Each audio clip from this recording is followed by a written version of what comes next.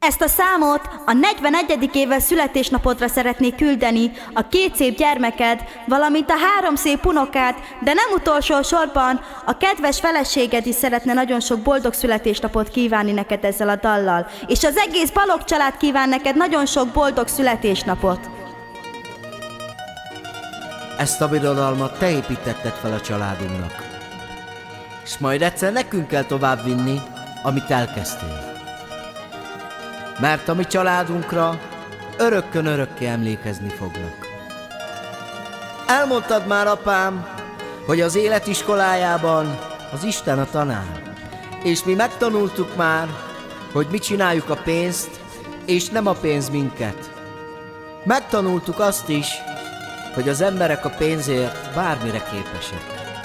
És még családon belül is oda kell figyelni ezekre a dolgokra.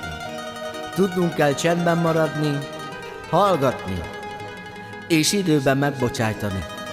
Drága apánk, köszönjük, hogy vagy nekünk, és mi büszkék vagyunk rád, és a Jóisten sokáig éltessen közöttünk.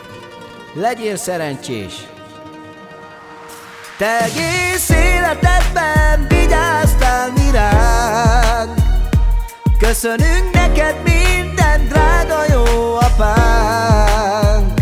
Sok éven át, és most is még, hát azt kívánjuk neked, nagyon boldog légy. Elmúlt a sok-sok év, és megnőtt a család.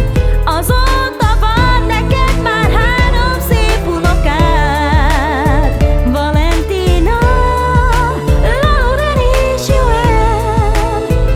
Mi velünk együtt téged így köszönt ma fel. Szóljon a dal most te neked, kívánunk hosszú életet.